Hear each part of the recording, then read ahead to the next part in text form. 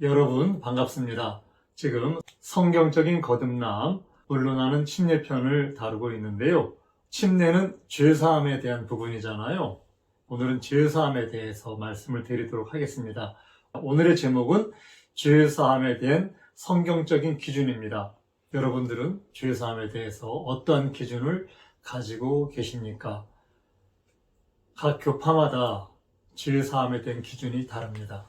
여러분들이 성경적인 죄사함의 기준을 온전하게 가지고 있어야만 여러분들이 내 영혼을 지킬 수 있고 또한 말씀을 분별해서 들을 수가 있습니다.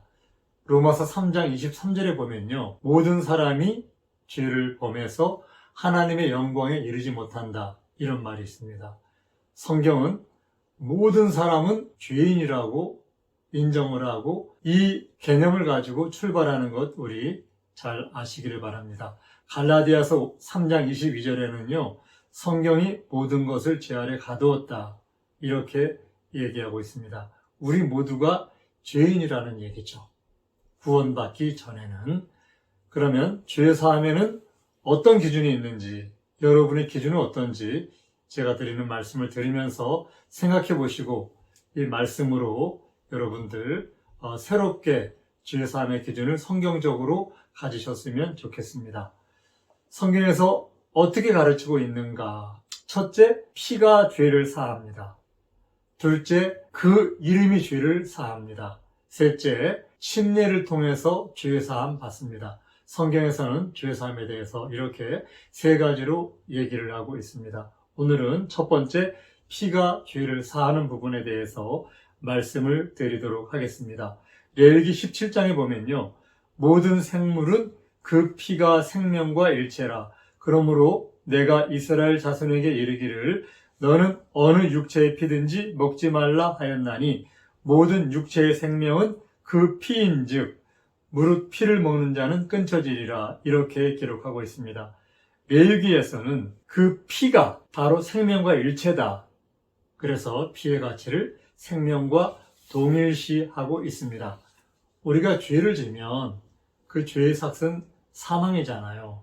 그러면 죄인들은 그 사망인 죄의 삭스에 그 대가를 지불해야 되는데 그 생명을 대속하는 대가가 피라는 얘기를 레위기에서 하고 있습니다. 레위기 17장 11절에 보면요. 육체의 생명은 피에 있음이라. 내가 이 피를 너희에게 주어 단에 뿌려 너희의 생명을 위하여 속하게 하였나니 생명이 피에 있으므로 피가 죄를 속하느니라. 생명의 가치가 100이면 피의 가치가 100. 그래서 생명을 속하기 위해서는 피를 뿌려서 피가 죄를 속한다. 이렇게 성경은 기록하고 있습니다. 그래서 히브리서 9장 22절에는요.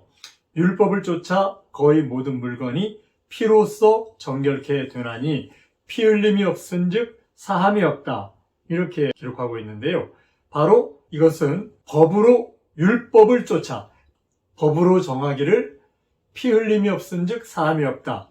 이렇게 정했다는 거예요. 그래서 반드시 죄의 사함을 위해서는 피를 흘려야 되고 이 피를 뿌려야 되고 이것을 또한 어기면 어떻게 되나요? 법을 어긴 게 되죠. 그래서 법을 어기면 이 말씀이 심판하는 것 여러분 잘 아시죠? 마지막 백보자 심판대에서 이 말씀이 법을 어긴 사람들을 심판합니다. 죄를 짓게 되면 사망에 이르죠. 죄 지은 사람이 생명을 구하려면 살려면 반드시 생명의 대가인 피를 지불해야 된다. 이렇게 여러분들이 아시면 되겠습니다. 이제 구약 성경에 피를 통해서 죄 사하는 그런 모형들이 많이 나오고 또한 새언약 시대에 피에 대한 실체인 예수님의 기록이 성경에는 굉장히 많이 나오는데요. 성경에 보면 신약 성경에 피가 죄를 속하는 부분을 여러 군데서 기록하고 있습니다. 에베소서 1장 7절에 보면 우리가 그리스도 안에서 그의 은혜의 풍성함을 따라 그의 피로 말미암아 구속 곧 죄 사함을 받았으니 이렇게 기록하고 있고요. 요한일서 1장 7절에 보면 그 아들 예수의 피가 우리를 모든 죄에서 깨끗하게 하실 것이요. 이렇게 기록하고 있습니다. 베드로전서 1장에 보면요, 오직 흠없고 점없는 어린 양 같은 그리스도의 보배로운 피로 우리를 망령된 행실에서 구속했다, 이렇게 기록하고 있습니다. 그러면 이 피를 이 시대에 나에게 적용하려고 하면 어떻게 해야 되느냐? 내가 이 피에 연합하는 방법은 무엇인가? 지금부터 옛 언약과 새 언약을 공부하면서 우리가 이 피에 적용하는 방법에 대해서 성경은 무엇이라고 가르치고 있는지를 같이 한번 보도록 하겠습니다.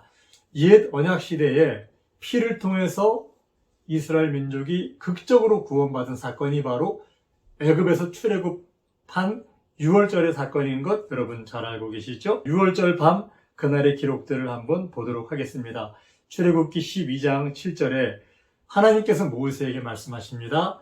그 피로 양을 먹을 집 문 좌우 설주와 임방에 바르고 그 밤에 그 고기를 불에 구워 무교병과 쓴나물과 아울러 먹되 난로나 물에 삶아서나 먹지 말고 그 머리와 정강이와 내장을 다 불에 구워 먹고 너희는 그것을 이렇게 먹을지니 허리에 띠를 띠고 발에 신을 신고 손에 지팡이를 잡고 급히 먹으라.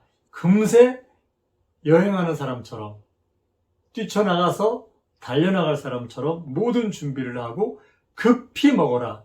이렇게 말씀하세요. 이것이 야훼의 유월절이니라 이렇게 기록하고 있거든요.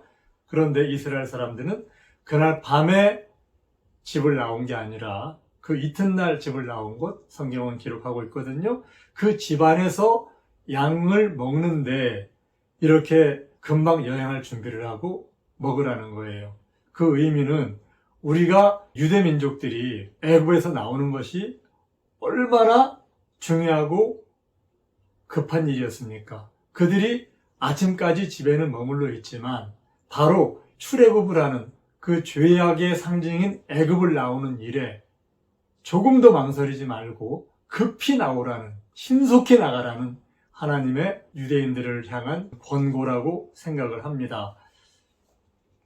출애굽기 12장 13절에 보면요, 내가 애굽 땅을 칠 때에 그 피가 너희의 거하는 집에 있어서 너희를 위하여 표적이 될지라. 내가 피를 볼 때에 너희를 넘어가리니 재앙이 너희에게 내려 멸하지 아니하리라. 이렇게 기록하고 있거든요. 하나님께서 약속하신 거예요. 어떻게? 이 피를 내가 보면 이 피가 표적이다.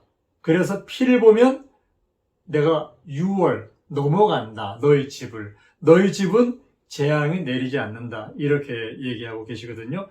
여기까지가 이스라엘 민족들이 애굽을 나온 6월절의 기록들입니다. 정리하면요, 5단락입니다. 첫째는 어린 양을 잡아 피를 흘린다. 둘째는 그 피를 문 좌우 설주와 문 임방에 바른다. 셋째는 그 밤에 문설주와 문임방에 피 바른 그 집에서 어린 양 고기를 불에 구워서 무교병과 쓴나물로 더불어 급하게 먹는다. 네 번째는 먹을 때 자세는 허리에 띠를 띠고 발에 신을 신고 손에 지팡이를 잡아라. 다섯 번째, 그 밤에 죽음의 사자가 피 바른 그 집을 넘어간다. 사망을 피하고 생명을 보존해 주겠다. 이게 약속입니다. 6월절의 명절이 바로 그날 저녁부터 무교절이 시작이 되는데요. 이 무교절에는 집안의 모든 누룩을 다 찾아서 버리는 그런 명절이죠. 예수님이 6월절 어린 양의 실체로 새 언약에서 그분이 이루신 온전한 6월절, 이 6월절은 어떻게 예수님께서 이루셨는지 보도록 하겠습니다. 예수님은 그 모형을 쫓아서 자신이 어린 양으로 이 땅에 오셔서 십자가에서 피를 흘리심으로 6월절 어린 양의 실체로 그 옛 언약의 6월절을 완성시키셨습니다. 이것을 새 언약에서 적용하는 것은요, 1번 구약에선 어린 양을 잡았잖아요. 신약에서는 예수님이 친히 6월절 어린 양이 되셨습니다. 친히 자신의 피를 흘려주셨습니다. 고린도전서 5장 7절에 보면 우리의 유월절 어린 양 곧 그리스도께서 희생이 되셨느니라. 이렇게 예수님은 유월절 어린 양이라고 성경은 기록하고 있습니다. 두 번째, 옛 언약 시대에는 어린 양의 피를 문설주와 문인방에 발라서 죽음을 면했잖아요. 그런데 새 언약 시대에는 유월절 어린 양의 피를 사람이 사는 내 집의 문인방이 아니고 바로 내 영혼의 집인 내 몸에 그 피를 발라야만 내가 살 수가 있습니다. 그 피를 내 몸에 바르지 않으면 만약에 심판이 시작되면 그 심판의 죽음의 사자가 나를 유월하지 않습니다. 넘어가지 않습니다. 내 집에 들어와서 피를 바르지 않았기 때문에 장자의 생명을 취한 것처럼 바로 피를 바르지 않은 모든 사람의 생명을 취할 수밖에 없습니다. 반드시 그 피를 내 몸에 발라야만 삽니다. 그러면 그 피를 내 몸에 어떻게 바를 수가 있을까요? 그 피를 바르는 방법은 십자가에서 죽으신 예수님께 연합하는 것입니다. 내가 그분과 함께 십자가에 못 박히는 것. 내가 그분과 함께 십자가에 못 박힌다고 하면 그 어린 양의 피가 내 몸을 적시게 됩니다. 갈라디아서 2장 20절에 보면요. 내가 그리스도와 함께 십자가에 못 박혔나니 그런즉 이제는 내가 산 것이 아니요 오직 내 안에 그리스도께서 사신 것이라.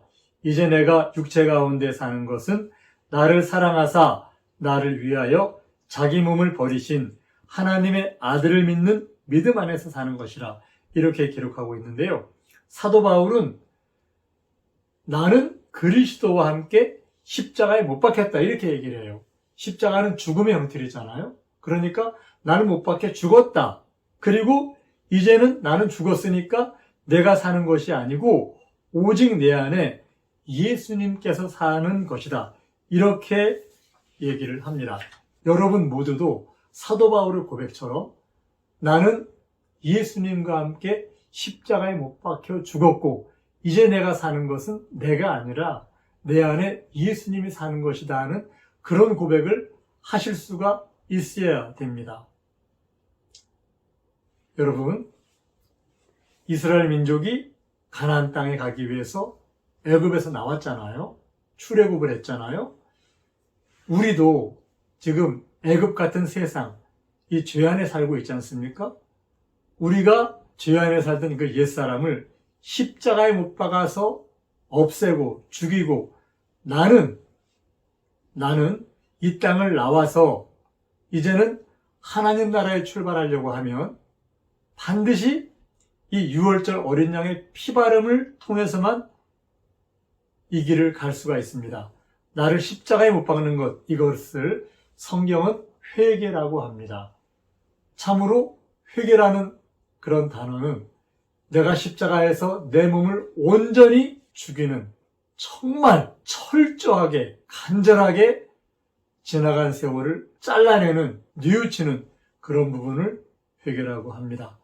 이러한 회개를 통해서 나를 세상과 단절시키고 이제는 십자가에서 옛사람이 완전히 죽어지고 나는 예수님 안에서 예수님이 내 안에서 사시는 그런 삶을 사는 게 참다운 회개라고 말할 수가 있습니다. 그 피가 역사해서 그러면 내 죄가 사해집니다. 죄사함의 첫 번째 관문은 회개지요. 그래서 침례 요한도 예수님도 베드로도 처음 복음을 전하실 때 회개하라. 천국이 가까웠다. 이렇게 외치셨습니다. 세 번째, 구약에서 문설주와 문인방의 피 바른 집에서 양고기를 불에 구워서 무교병과 쓴나물로 더불어 먹었잖아요. 이 부분은 새 언약에서 어떻게 적용하느냐. 양고기를 불에 구워 먹는 것은 유월절 어린 양, 그 예수님의 몸을 내 안에 모시는 그분과 하나됨을 상징합니다. 그분이 십자가에 못 박히셨듯이 나도 십자가에 반드시 함께 못 박혀서 그분과 하나됨을 상징합니다. 무교병과 쓴나물을 먹은 것, 그것은요, 내 영혼의 누룩, 내 영혼의 죄, 이거 철저한 회개로 버리는 그런 십자가의 고난. 내가 십자가에 못 박히면 얼마나 아프겠습니다. 이 십자가의 고난에 참여하는 환난의 떡과 고생의 물을 마시는 의미. 그래서 쓴나물을 먹는 건 참으로 내 입에서 거부할 수 있고 어렵잖아요. 이 환난의 떡과 고생의 물을 마시면서 이 고난에 참여하는 거예요. 쓴나물은 제물로 드려지는 그러한 제물의 삶을 의미합니다. 네 번째, 먹을 때 자세는 허리에 띠띠고 발에 신을 신고 손에 지팡이를 잡고 급히 먹으라고 했잖아요.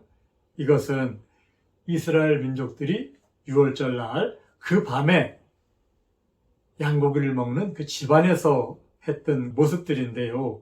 우리가 세상에서 사망 권세에서 탈출하려면 정말 신속하게 달려나가야 됩니다. 소돔에 하늘에서 불이 내렸잖아요. 그때 그날 내 집안에 들어가서 중요한 거 챙길 시간 없습니다. 맨몸으로 달려나가야 살아날 수가 있습니다. 우리도 세상을 떠나서 하나님께로 가는 길에 머뭇거릴 여유가 없습니다. 결단하고 신속하게 하나님 앞으로 나가야 됩니다. 세상을 돌아보고 여유 부리고 이것저것 계산할 시간이 없습니다.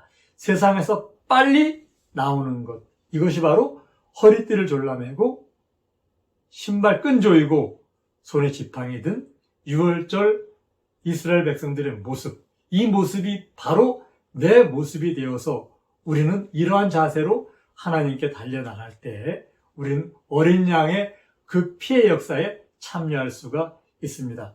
다섯 번째, 그 밤에 죽음의 사자가 피 바른 집을 넘어갔잖아요. 우리도 회개로 예수님의 피를 내 몸에 바르면 우리는 죽음을 피하고 새 생명을 얻을 수가 있습니다. 십자가에 못 박히는 철저한 회개로 예수님의 죽으심에 연합될 때 그 피가 나를 살립니다. 피가 죄를 속합니다. 여러분 모두 예수님의 6월절 어린 양의 피가 여러분의 죄를 속하는 이 놀라운 은혜에 참여하시기를 예수님의 이름으로 부탁을 드립니다. 감사합니다. 성경대로